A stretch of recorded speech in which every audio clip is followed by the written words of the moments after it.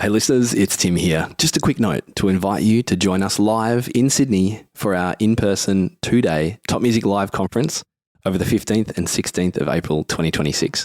I am so excited to finally be putting together another dynamic, inspirational, life-changing experience for music teachers after the success of our Piano Pivot Live conference in 2020.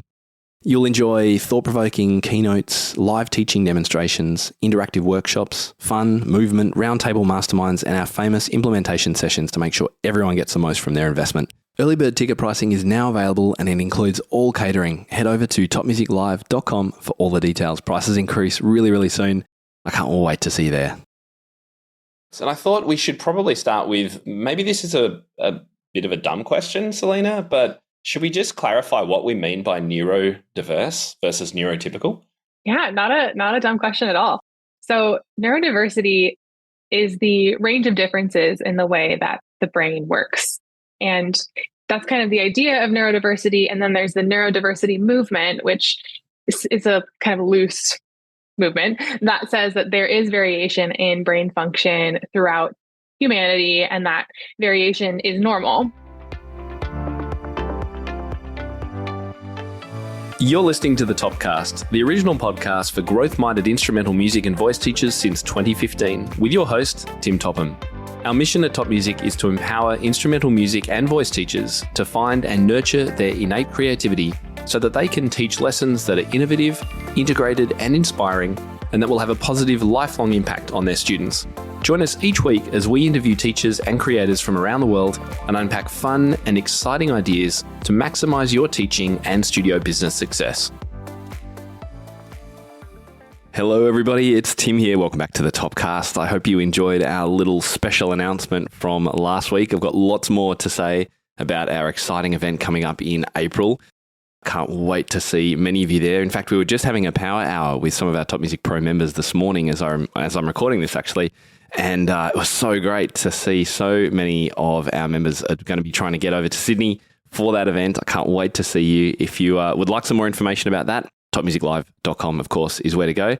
And as I speak as well, I'm also working furiously on our speaker lineup and our schedule. So hopefully in about 2 to 3 weeks, I'll be able to let you all know on the podcast who our incredible speakers are going to be, what they're going to be talking about, and give you some more details about the schedule and also our 10th birthday party dinner, which is going to be happening between the 2 days. Can't wait for that as well. It's going to be super fun. Anyway, this month, as you know, we are talking about teaching neurodivergent students. That's our theme. And by the way, I guess it would be worth just commenting on this term neurodivergent and neurodiverse, because I'm learning as we go through this process to be really clear with my language. I think it's really important. And we'll be talking about that a little bit in today's episode too. But just wanted to let you know, because you may not have as clear an understanding, and I certainly didn't as well, that neurodiverse just means a wide variety of brain types. It's what we all are. We are all neurodiverse in some way. Neurodivergent means someone with a brain difference to the majority. So what we're talking about, I guess, in this month is our neurodivergent students, the ones that have a slightly different brain to the majority of us. So hopefully that kind of clears up our language. But in a minute, what I'm going to do is share with you a replay of one of our most powerful webinars on this topic. It's with our guest expert, Selena Pistoresi. She's one of our amazing course creators. But before I introduce her, I actually want to let you know about a live online event that we're hosting next week. It's our next Top Music Pro Spotlight. Now, you've heard I've been running these since the middle of last year. They are super popular and they are incredibly powerful. These are our approximately 1 hour webinars that we run for our members only. They're member exclusives. And the next one that's coming up is on Monday, the 9th of February, 5 p.m. Eastern Time, USA. So that's Tuesday morning here in Australia at 9 a.m. And it's all about how to thrive teaching neurodivergent students. So if you're struggling for confidence teaching these types of students in your studio and you're keen to know what's going on, particularly from a neuroscience perspective, like what's actually different, what's going on in these students' brains, then you need to come along to this session, because we have an amazing guest. It's Beck Stewart, who's our community manager and our head of certification here. And Beck has done an incredible amount of research into the neuroscience of neurodivergence. And she's going to be answering questions like, how do I adapt my teaching style to match different needs? What do I do if a student refuses to do something? How do I balance patience with progress? Huge one. Does progress for a neurodivergent student look any different? And if I've taught one neurodivergent student, how do I know how to teach them all? Beck is one of the most passionate educators I've ever met. She's incredibly experienced. She's devoted years to helping her students flourish and learning more about this and teaching other teachers about both this topic, but topics across the realm of both the business and the studio teaching side of running a music studio. So one of the things that Beck has spent a lot of time on is the neuroscience research of Dr. Anita Collins. And so she'll be diving into some of that and what that can tell us about how to teach our students more effectively, why modern music teaching, particularly for this cohort, but really for everybody, needs to be play-based, creative, and student-led, and how that kind of play-based music learning creates confidence, micro successes, and belonging, particularly for your neurodivergent students. So this is a great session, very practical. It's going to have an open Q&A as well. And if you are not a TopMusic Pro member, as usual, we are offering you the chance to join us for just $1. Come and join us and we'll throw in a month of membership of our TopMusic Pro community, full access to every one of our courses. You can go in, download, explore. If you would like to sign up for this event, topmusic.co/spotlight. And if you're a member already, then you'll find the link, slightly different link for you inside TopMusic Pro, the community. But if you'd like to join us, topmusic.co/spotlight, all the details are there. Come and join us. Can't wait to speak to Beck about that and explore and dive into this topic. All right, so for today, let's jump in to the webinar replay. I mentioned that my guest presenter is Selena Pistoresi. She's an extremely experienced teacher, author of the Milestone Method, which is actually designed for neurodivergent students, owner of notable studios and creator of our flagship neurodivergent teaching course, which is called Unfazed. And if you'd prefer to watch this webinar, it's available to watch in our TopMusic Pro library. So that's available for all members, even on our light plan, $10 a month. There's a link in the show notes if you would like to actually watch this episode of the podcast. Now, you'll hear me interviewing Selena during this, and you'll also get to watch or listen to her teaching one of her students. That is the most powerful thing to watch, I think. Seeing other teachers in action, particularly with neurodivergent students, who can be a little bit unpredictable sometimes when you put the video camera on. She actually does this and she shares it, and you'll be hearing a little bit of that or watching it, depending on how you choose to engage in today's episode. But I think that is just so powerful. So, all right, let's jump in.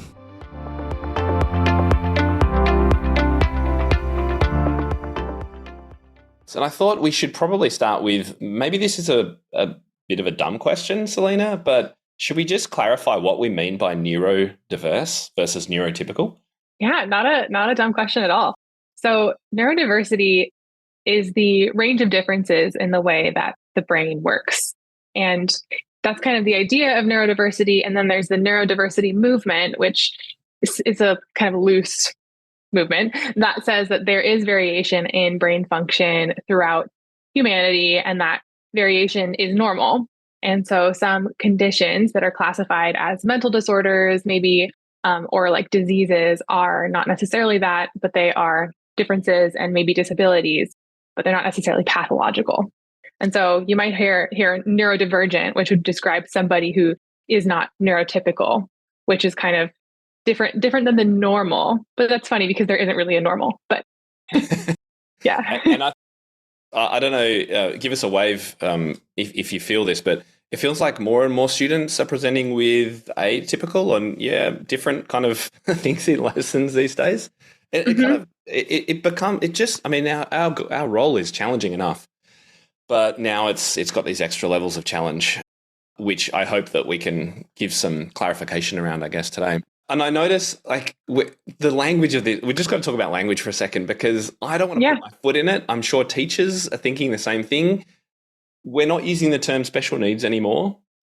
And there's a different way to say you are autistic versus you're someone with autism or someone on the autism spectrum. Help us out here, Selena. Yeah. Yeah, it's everybody's doing the best they can, and it's okay. it would be hard to say that there's like a hard and fast rule about it. Broadly, there's person first language and there's identity first language. Person first would be a person with autism. And then identity first would be I'm autistic. And there's debate forever about what you should use. The at least pretty vocal part of the autistic community, especially online, some of them feel strongly about being called autistic because they see autism as part of their identity and not like a disease or something that needs to be cured. And then there's a lot of other people, namely providers who have the best intentions and parents who say, I recognize that my child is a person outside of autism, so they're a person with autism. So it really just comes down to asking people what they prefer to be called. And whenever there's a parent, I usually go with whatever the parent says if the student isn't telling me, what they prefer. So it is a tricky thing. And if you slip up, you can always just, apologize and move on. Nicole's actually just popped in the chat. Nicole's an autistic teacher here. Love identity language. However, some people like using first person. It's kind of like pronouns. They prefer this or that. Instrumental music. Thank you for clarifying, Nicole. So yeah, that's great. Thank you. Yeah, that's really helpful to know. So we've mentioned autism and I mentioned dyslexia. Are these two conditions that come under neurodivergence? And are there some other key ones that we should be aware of? Yeah, so I'm definitely not the keeper of, what terms are considered neurodiversity, but I would say a lot of times it refers to autism, to autistic people, to people with ADHD and dyslexia. I've heard epilepsy and Tourette's as well be kind of under that umbrella. But when I say it and when kind of on this webinar and in my course, I'm talking mostly about autistic students and students with ADHD, but their information, it's more just, I think it's helpful to broadly expand the way that you think about these things. That's kind of where neurodiversity, I think, is really helpful. So, yeah. And I heard a quote, I can't remember where it was. If you've met one kid with autism, you've met one kid with autism. Everybody is completely different, right? So, and I think the other thing that we're going to talk about later, in fact, in just a second, is talking to parents about it and how that can be a challenge and should we do it. But before that, there's something in your course, which I remember from your first course with us and right at the start of this course as well, is about something called presuming competence. And this seems pretty critical. Could you just tell us what this is and why we should do it? Yeah. So presuming competence means assuming that the person you're talking to is aware and able to understand what you're saying, even if they're not showing it to you in a way that you can understand. I think on its surface, it can sound kind of trite, like, of course, I believe in my students. But really, especially when working with a population or a student that might not speak verbally often and maybe has trouble with motor skills or something, and they're not able to communicate with you in a way that you're used to being communicated with, oftentimes people kind of fall back on maybe talking in like a babyier voice or, really kind of bringing down the ideas that you're like the difficulty level of the ideas that you're talking about. And especially if you haven't spent a lot of time around neurodivergent people, it can be easy to underestimate them, both subconsciously and consciously. No one's ever doing this like in a mean way, or usually they're not doing this in a mean way or on purpose. But for example, if the only person you've ever interacted with that doesn't have full speech is a 3-year-old, then you might go back to talking to someone as a 3-year-old when they're not speaking in a what you consider age appropriate way.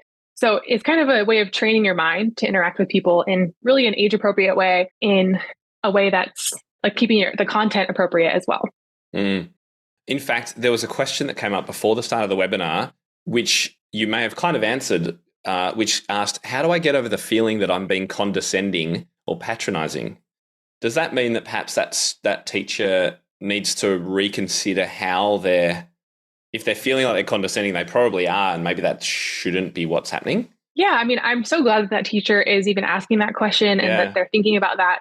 It could be that they're not being condescending and that they're just being critical of themselves, but the first step is to be aware of that. And I'm hyper aware of that with students because so often they're talked down to, and I don't want to speak for all of them, but I've heard some of them tell me that it drives them nuts to be spoken to like that. But as far as that teacher's question, I mean, so one strategy is to talk to the student in an age appropriate way. As imagine that they, are not neurodivergent or maybe do not have a disability. How would you talk to another student of the same age? And that's usually a good place to start. And then like the same tone of voice, the same vocabulary, the same song suggestions. Something that I encounter a lot is parents come in and they say, oh, this is my son. He's 10 years old. He loves Twinkle, Twinkle, Little Star. He opens up YouTube and he always searches for Twinkle, Twinkle, Little Star. And like, that's his favorite song. And I'm like, is it really his favorite song? Or is that like what he's used to doing on YouTube? And like, maybe all he knows how to access and all you show him. So it could be either way. So kind of being aware of that, like definitely listening to what parents say about their kids, but also like thinking a little bit in a more expansive way about what they might be interested in at the age that they are. And then also to address her question, something that I do a lot with my students is let them in on the process of teaching. And I say things out loud like, oh, I know this might look easy, but let's just play it because we're working on this. Or, I'm so sorry if this feels easy. Don't worry, it'll get more challenging. Just to kind of let them know that I don't think that they're stupid. And if we're doing like a kind of more beginner activity, they know that I'm confident in them and there's a reason behind it. Great. I've noticed there's some questions coming up about demand avoidance for particular students with ADHD. I want to get to that later. I first would like to just talk about, if it's okay, parents, because one of the first challenges we'll have if a neurodivergent or atypical, whatever it is, student comes into our studio, we may not be told, hey, there's been a diagnosis here.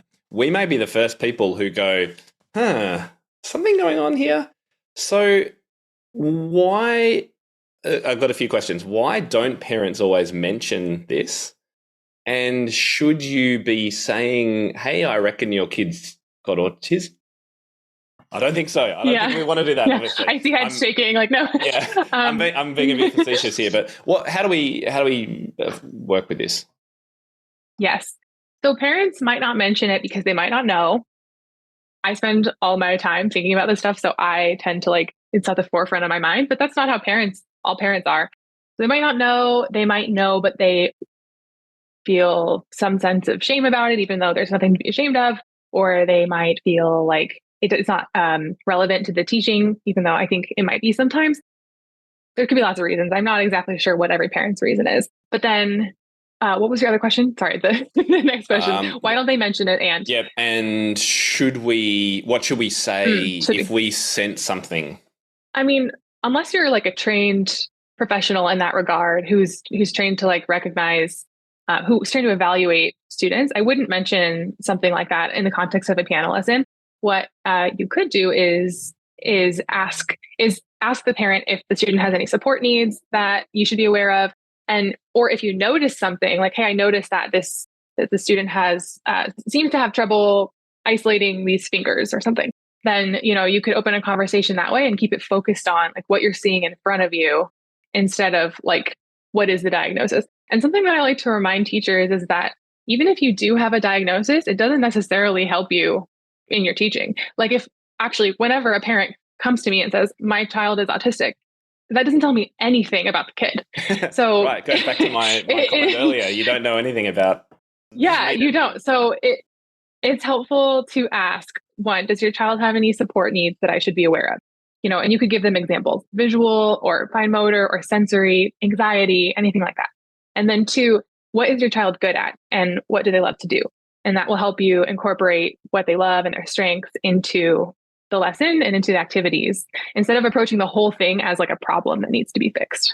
On the podcast, the TopMusic Piano podcast, I mentioned that interview that we had last week. I think it was last week. The guest there had a great quote, which I thought I'd share with you. And the quote, which she suggested, very similar to what you said, but she had specific wording. She said to ask parents, and you can do this for any student, what do I need to know about your child to help me best help them? What do I need to know about your child to help me best help them? And it just opens the door to any kind of conversation on any area without being kind of specific.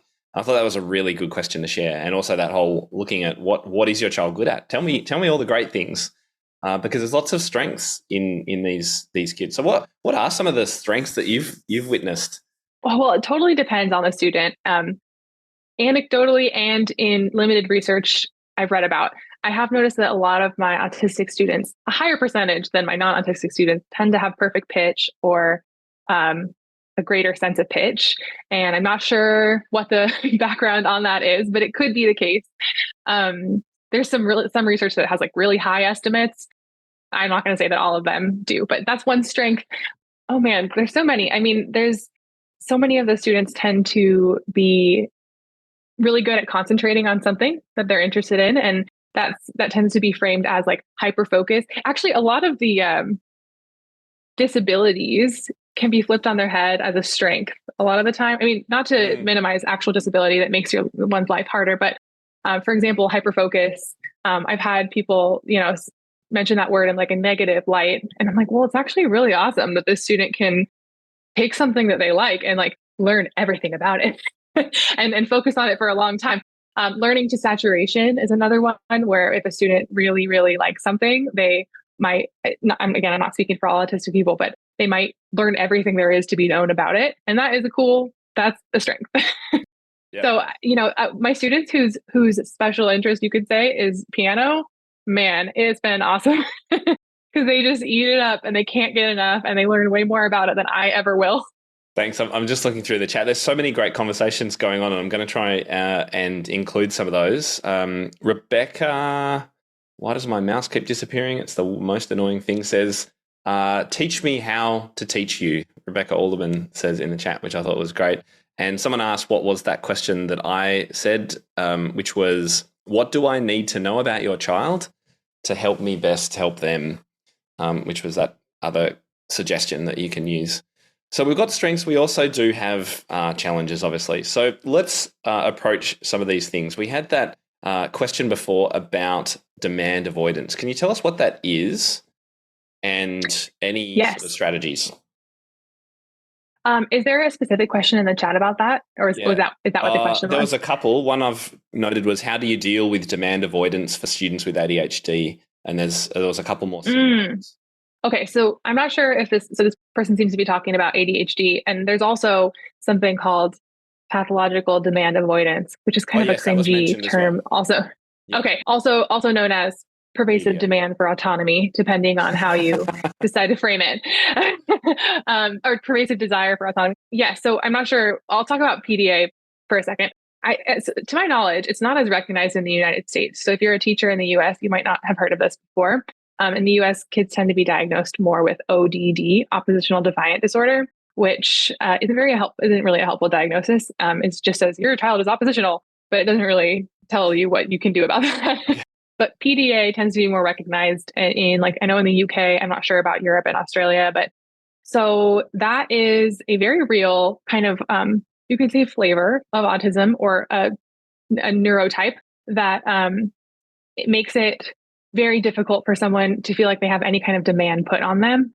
And so, like, even if it's, time to eat dinner, like that could be seen as a demand. And it's just so grating to feel like they're being, forced to do something. And they have this sense of desire for autonomy. And so that can play out in music lessons or in school settings, because a lot of times the model of teaching is like, I teach, you do, I tell you what to do, then you do it. And that doesn't necessarily fly well with students who feel on a very real level. Again, it's so real for them, even if you're not trying to be like a mean teacher, that you're like telling them what to do. In working with students like that, it's important to give them as much autonomy as you possibly can. Give them lots of choices, have them make the schedule with you at the beginning of the lesson. And if they really don't want to do something, unless there's a safety in mind, of course, everyone needs to be safe first. But as far as like the music, I mean, we're teaching music here. We're not, like, it's not a life and death situation where they have to play this scale right now, so it's important not to get into like a power struggle. I guess that applies also when you said demand avoidance with ADHD. I don't know if I should speak to that more. Yeah, just a general question on PDA and demand avoidance. I think you've spoken to that. Mm-hmm. Nicole, if you did have any follow-up questions, let us know. I also did want to recommend, there's a group on Facebook. I think it's like families or maybe even people, look up PDA groups on Facebook, like PDA autism groups. And there's some really good insights from parents and from autistic people in there who share like what it's like for them to have it and to, go through their lives with that. Okay. I want to shift gears to note reading. We got a lot of questions before the webinar about note reading and specifically struggles around that. And I know this hits a nerve for a lot of teachers, or is a real challenge, because we give a lot of our identity in teaching of students of all types that our goal, one of our primary goals, is to help them understand how to read music and enjoy the love of being able to read music. This is a challenge, can be a real challenge. So there were quite a few questions, and I wonder if anyone in the chat has something similar, but we had a question that said, what can I do to help my 8-year-old student who still can't grasp basic music reading skills after a year? Should I keep pushing through with learning middle C on the staff? And I know we've got a video that we can potentially show as well whenever you're ready as well. My short answer would be no, I don't think you should. I'd be curious to hear what basic music reading skills that they've been working on. It might be that they need to scale it back even further and just maybe read from letters for a while, like we do in the milestone method. But also just this idea of like really needing to like convert symbols into music notes and play. It's a lot. And so it's not necessarily the most important thing. It's definitely something to get to eventually. But if a student is really running into trouble in the beginning there with it, then I would recommend just like stepping away from trying to do that for a while. I think that the milestone method is a straightforward way to introduce note reading. Especially, and I've had students who actually, before I developed the milestone method, like would go through method books and they just weren't really getting it. And I even took them back to the letters and the milestone method, and they eventually got there with the note reading. So that's an option. And another option is to just step away from note reading. And I highly recommend looking into I guess it's a curriculum, Music Moves for Piano, kind of based on music learning theory. I'm sure you've had, guests about that on your podcast before, but that kind of takes it away, takes away the focus on reading and works more on listening, improvising, developing a sense of rhythm, moving, all that stuff before you work in the note reading. So a couple of questions coming up. What is PDA has been answered just above, Kathleen. Lisa, I think it is, sorry, about the pronunciation, says board games help a lot with note reading. So just mixing up at the piano and off the piano. And you've mentioned milestone method a couple of times, Selena. Better tell people quickly what that is. Yeah, sure. So it's kind of a pre-note reading series of books, and it starts with. So I've found it to work well with especially students with perfect pitch and with some motor skills challenges. That's kind of what it was developed for, but you can use it with really anyone. But it starts out learning how to read the notes, read letters, and correspond to one position on the piano, which I know we can debate positions, whether that's a good way to start or not. For some students with motor skills, I think it is a good approach, motor skills challenges. So it gets them playing with one hand at a time in C position and then in G position, and then gets them playing with both hands at a time in C position and in G position. And then it shows them how to read notes in those two positions before just expanding on into oblivion with note reading. And before you go rushing out and ordering it, just wait, because I'm going to let you know about how you can actually access Milestone Method as part of this course that Selena has created. Would it be a good time to quickly show that short video that you've got? Because another question's come up about what is stimming, and this may not be something that people are familiar with. And I think this student in this video does stim. Would that be right? Would you like to prime what we're about to watch? Exactly. Yeah. Okay. So I'll just address stimming really quick. Stimming, the student will stim in the video, but also just in general, stimming can be short for like stimulating or stimulation, and it could be repetitive movements or any kind of movement or words or sounds that a student makes in order to either give themselves more sensory input or like block out too much sensory input, cope with large amounts of sensory input. There's all kinds of different uses for stimming. And to someone who doesn't stim, it could look like weird or like maybe something that you would want to try to stop. But I would say pretty much never get in the way of someone's stim. It just feels good for people sometimes and they just want to do it, of course, unless safety is involved. So you'll see the student in this video stim, I think vocally and maybe also with her hands. I can't remember if she does it with her hands. And so what you're about to see is me introducing the first song in the Milestone Method Book 2 to the student. And I would say the student has high support needs. She has a lot of trouble with motor difficulties. And she doesn't have a lot of verbal speech. She does, I think, have perfect pitch though. So yes, you'll see that in the video. All right, here we go. Let's watch. We play the song with two hands. So the right hand part and then left hand part. Let's play the right hand part. 1, 2, ready, and. Hold.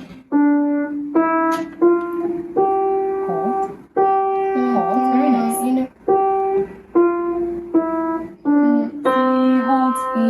Good job. Let's play the left hand part. 1, 2, ready, and.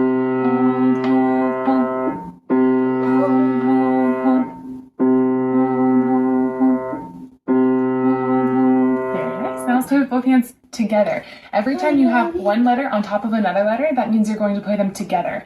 So let's try this right hand C and left hand C together. Ready, and good. Very nice, that was together. Now you're gonna hold down this left hand C while your right hand keeps going. Okay, so let's try this. Next.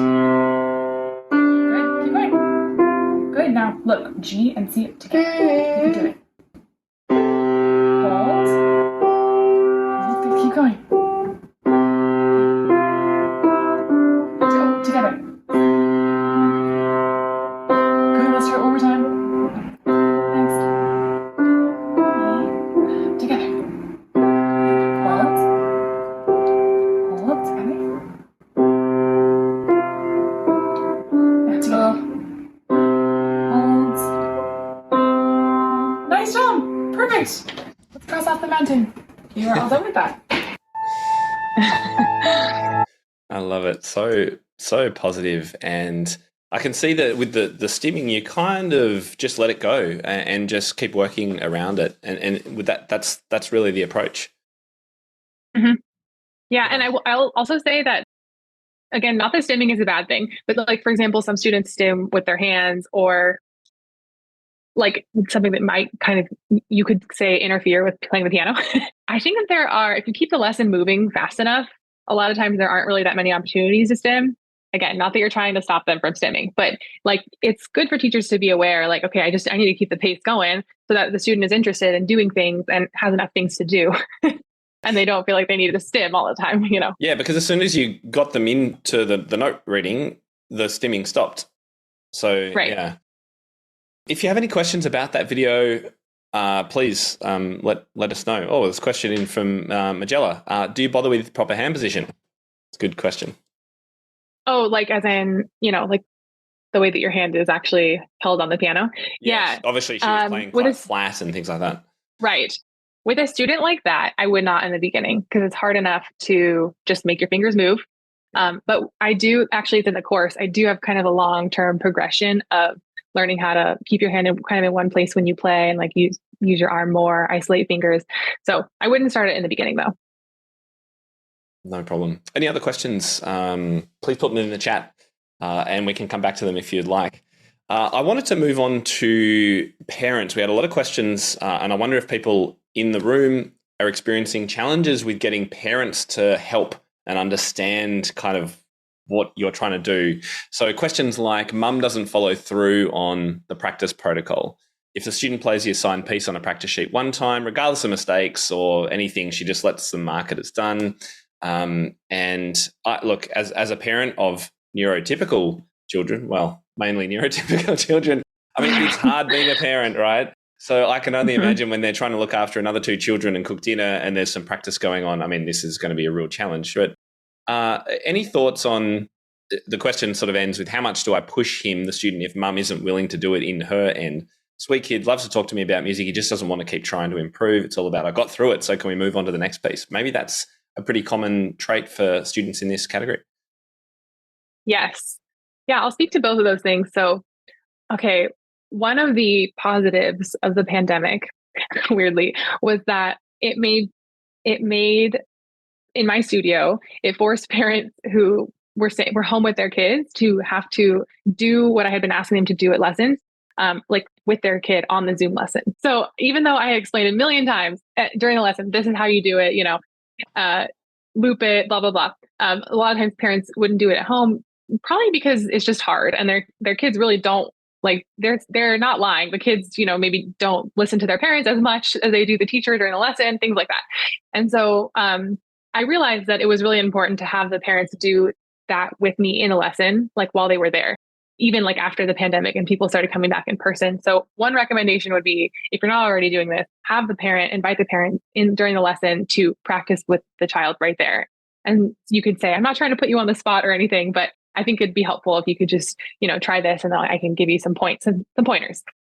And then the other aspect of it is the student maybe only wanting to do it once and move on. That is a thing that I noticed really common especially with my autistic students.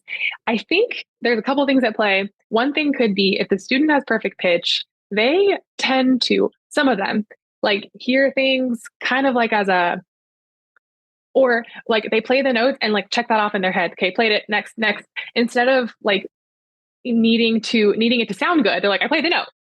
What are you talking about? And so like maybe they'll play the right note, then they'll play the next, like a wrong note, but then they'll play the right note. And they're like, okay, did it. Instead of you wanting to stop them and say, can you try that part again? Yes. And to them, it can be so frustrating and they really don't want to do it. And that's very real for them.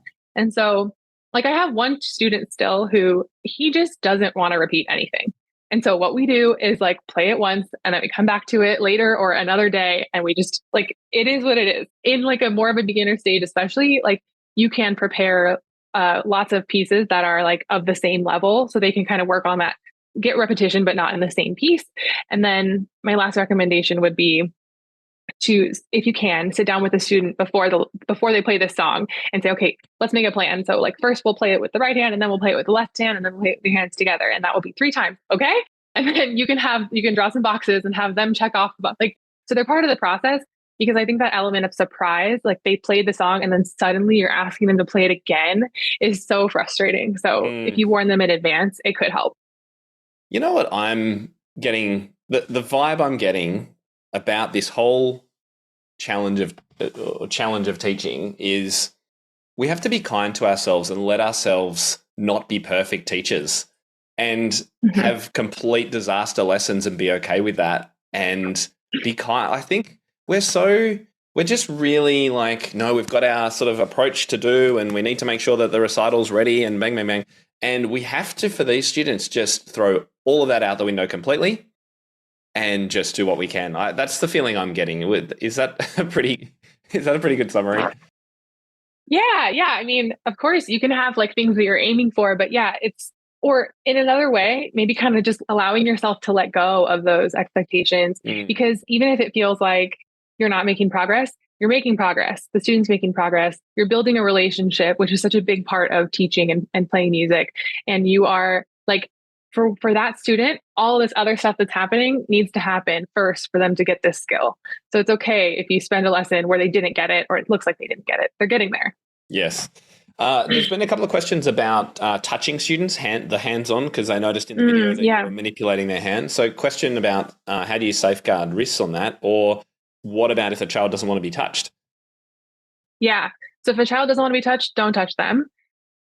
To the extent that you can. I mean, ask every child if you can touch them. If they say no, or if they take their hand away, like do not touch them.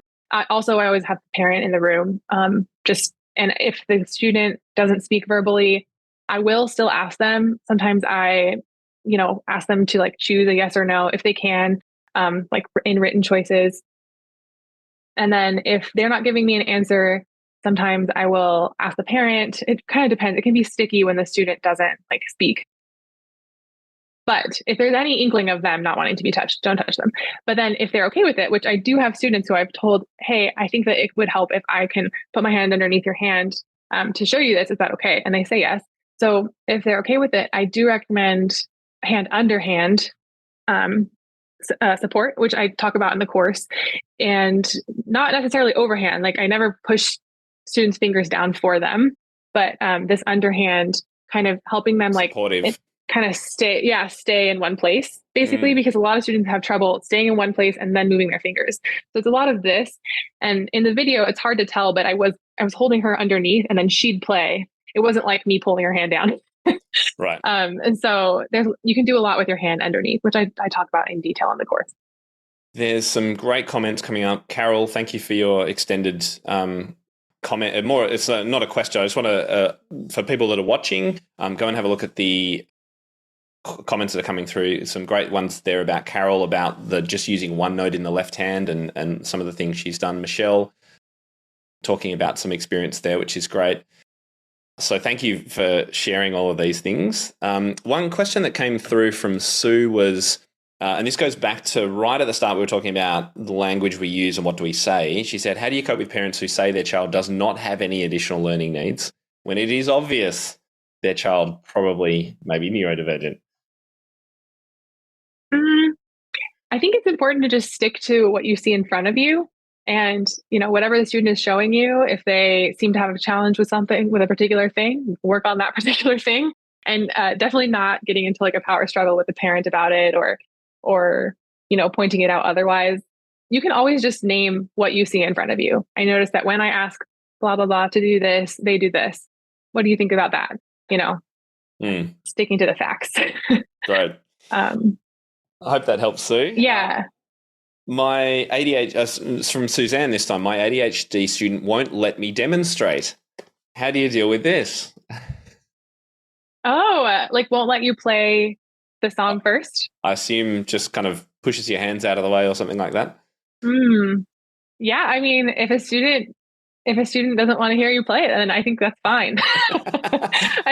And you know what? I will say there's it also depends on like what your goals are, what the student's working on, but students with perfect pitch, if your goal strictly in this moment is working on sight reading, if you play it for them, they have memorized it, and there's no reason for them to read the notes if they have already heard how it goes. So if you're working on it, you might not even want to try demonstrating it for them first. You might want to have them sight read it, and then you can play it if they'll let you. Barbara Simon has mentioned a Baby Yoda doll. So, and you talk in the course about the studio environment and manipulatives and all of these kinds of things as well. She says, this is Baby Yoda's favorite song. He pats the doll head and wiggles the ears. Would you play it just one more time for Baby Yoda? And the kid will play it. So and I think what Barbara is suggesting is there's these kind of other ways to get kids to do the thing that you're hoping that they do without saying, could you play that again? It's like connecting with an outside object, kind of. Have you seen? Yeah, and if the students, I have. I like that idea, especially for younger kids. I wouldn't do that with like maybe a 14-year-old autistic student, right, just because they might be like, "What are you talking about?" But I've had success with framing what they've done is like that's a valid way to do it. Now let's also try it this way. Like let's see what it would sound like if you played it louder or something, like instead of like, I want you to do this again because you need to work on it. So if you can come up with creative ways to contrast what they did with like some other way, that they might be more willing to try it like both ways. So I'm going to turn my slide share back on. We've got some. Can I address one question in the that someone just wrote? Tips for students who have perfect pitch and can play any piece by ear, but is trying to learn how to read music. That's exactly what the milestone method is for. Not to like talk about it again, and I've used it also with like adults that have perfect pitch that have never like learned how to read music. And so depending on how old the student is, you might have to tell them this might be just a little bit boring, but I think you're going to go through it really fast. And even if you go through like the whole first book in one lesson or, half a lesson, then I think that would be a good place to start. Try it. And if we're giving you the first book, I think as part of this bonus. So give it a try, and then it will help you at least like assess what you need to be doing next to help them learn how to read notes. Thanks, Selena. And look, I don't know where 50 minutes have almost gone, but I do want to sort of share with you what can be next after this webinar, because we only have a short amount of time. And so we've mentioned this course a couple of times today. I wanted to let you know that we're launching this today. This is the complete course by Selena called Unfazed, Teaching Neurodivergent Students. So what you get in this new course, and this is completely updated. So those TopMusic Pro members who have been familiar with our special needs teaching course, this is a complete update from scratch of that course. There's 41 videos in 13 modules, the background prep, the research that Selena's done, studio setup, assessments, teaching methods, improv, singing, challenging behaviors. The great thing is you get to watch Selena actually teach neurodivergent students, be a fly on the wall. How often do we get the chance to do that? Basically never, never, right?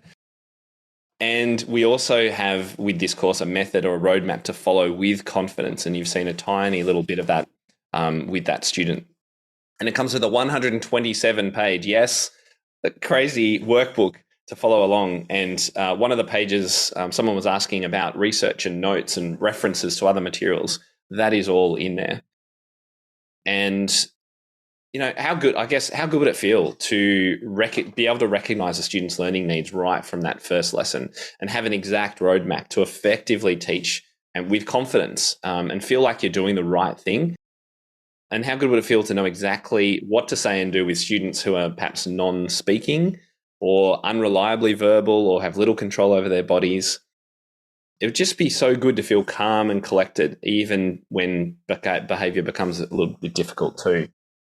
And I wanted to share this actually. This is a teacher called Dina who shared her thoughts on using this course. I decided to enroll in Unfazed a few months ago because I want to be a better music teacher for all of my students. Seeing all the sample games, songs, and activities that Selena posted on social media really caught my interest because I knew that I could use them to make my classes more fun. But I learned so much more than that in the course. Unfazed opened my eyes to different ways of teaching both neurodiverse and neurotypical students.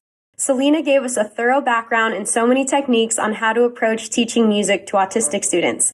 One idea that worked great for my autistic ukulele student was to make a daily schedule on a whiteboard. With this, the student always knows what we're doing and looks forward to the next activity.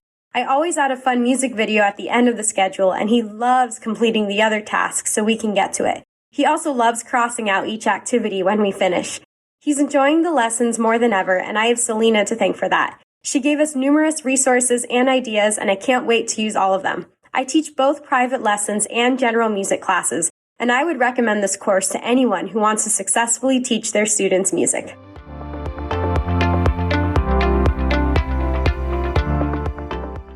So you've heard about Selena's course, which is now available on our course platform, topmusic.co/courses, for a one-time payment of just $99. It's a special price just for you for listening and for this month. If you would like to get that course, jump on because you'll be able to see Selena's teaching demonstrations. You'll be able to download her milestone method for your own students.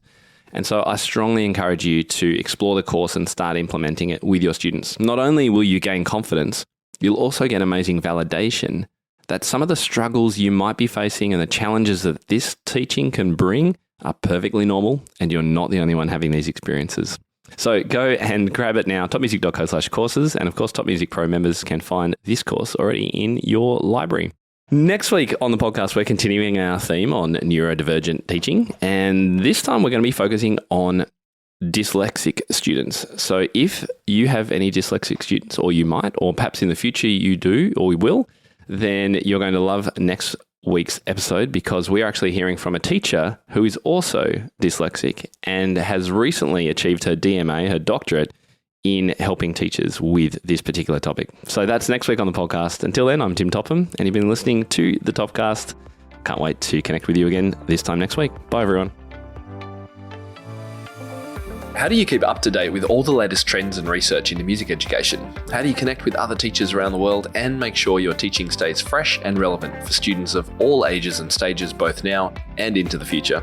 I created our Top Music Pro membership to be the one-stop shop for music teaching resources, training, support, and community, and I'd love for you to come and join us inside. With over 40 comprehensive training courses, hundreds of teaching demonstrations and lesson plans, free monthly sheet music, discounts, and all the business and pedagogy support you could ever need, Top Music Pro is the community you've been looking for. If you're ready to level up your learning from the podcast and join thousands of other teachers in our global network, head over to topmusicpro.com today. If you enjoy this show and want to hear more of our work, be sure to subscribe to this podcast wherever you're listening today. For links and resources mentioned in this episode, visit us at topmusic.co/podcast or check out the show notes. I'm Tim Topham. Thank you so much for listening. Enjoy your week ahead, and I'll catch you next time.